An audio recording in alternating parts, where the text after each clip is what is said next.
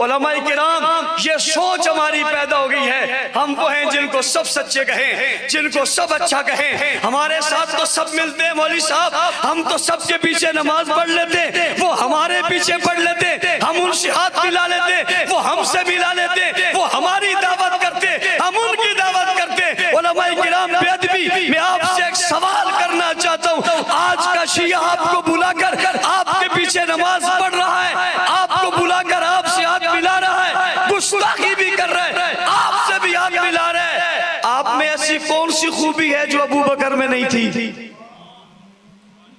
کون سی بات ایسی آپ میں آ گئی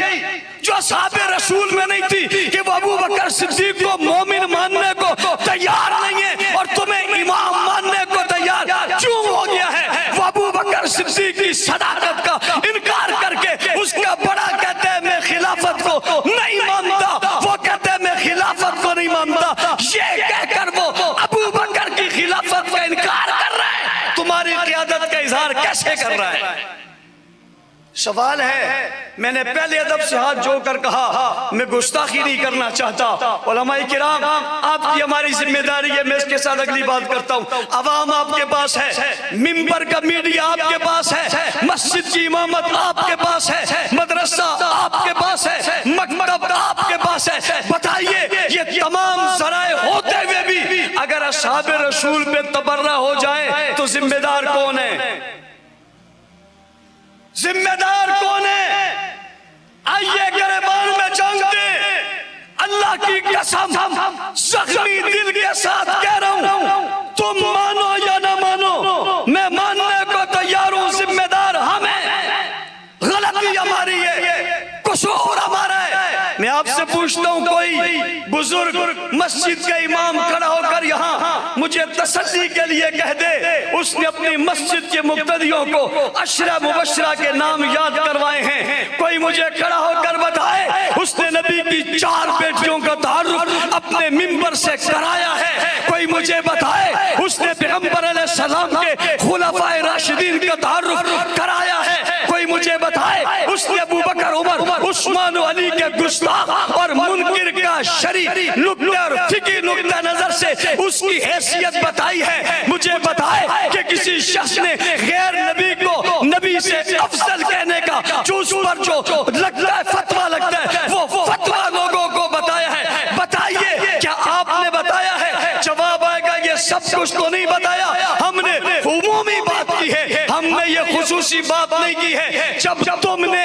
یہ نہیں بتایا کہ یہ قابل رشک ہے، ہم نے یہ نہیں بتایا کہ یہ قابل فخر ہے، تو انہوں نے اپنی قوم کو بتایا نعوذ باللہ یہ مرتد ہیں، انہوں نے اپنی قوم کو بتایا نعوذ باللہ یہ دار اسلام سے خارج ہیں، انہوں نے بتایا نعوذ باللہ یہ غاصب ہیں، آپ اس کی گفتگو نہیں سن رہے تھے جو کہہ رہا تھا جج بھی خود، ملزم بھی خود اور سزا بھی خود اور جناب غاصب بھی خود اور فلاں بھی خود، یہ کس کو کہہ رہا تھا؟ یہ جو کہتا ہے میں آیت پڑھ رہا ہوں فَلَا تَمُوتُنَّ إِلَّا وَأَنْتُمْ مُسْلِمُونَ، تم نہیں سمجھتے ہو جس کی طرف اشارہ کر رہے ہیں یہ سامنے نقشے کے طور پہ کس کو بٹھا رہا ہے؟ کیا آپ کو نہیں معلوم کہ اس نے فاطمہ کو کٹیرے میں اپنے تصور میں کھڑا کیا، حالانکہ فاطمہ کٹیرے میں کھڑے ہونے والی نہیں ہے، وہ خاتون جنت ہے، پاکیزہ ہے، ہمارے ایمانوں کا حصہ ہے، اس نے کہا تھا میرا جنازہ علی رات میں نکلے دن میں نہ نکلے، کسی کی نظر میرے کفن پر نہ پڑے، وہ دربار میں پیش ہو کر خطبہ دے،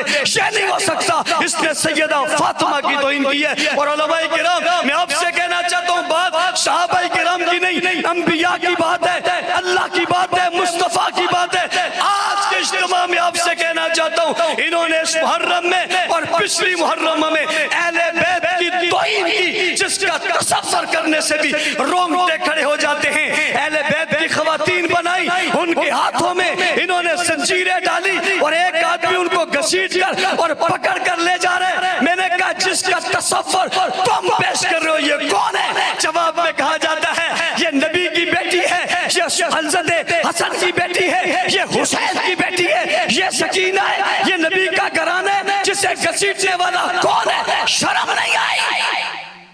یہ پیغمبر کے اہل بیت کی اس سے بدترین توہین اور کون سی ہوگی؟ علماء کرام جھوٹا دعویٰ ہے کہ وہ اہل بیت کے محب ہیں، میں آج کہہ رہا ہوں یہ اصحاب رسول سے زیادہ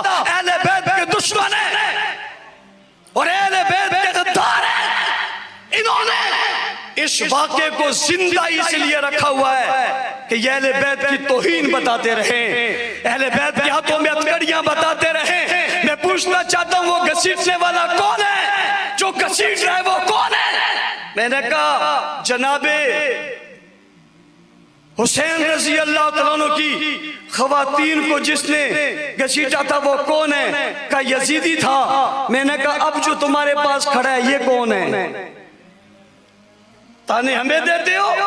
تمہاری صفوں میں کون کھڑا ہے؟ تم نے اسے بنایا، تم نے اسے بنایا۔ کیا کوئی دنیا کی تصویر فاطمہ کی بیٹی کی طرح ہو سکتی ہے؟ کیا کوئی وجود اولاد علی کی طرح ہو سکتا ہے؟ تو انہوں نے اولاد علی کی بھی توہین کی ہے، اصحاب کی بھی توہین کی ہے۔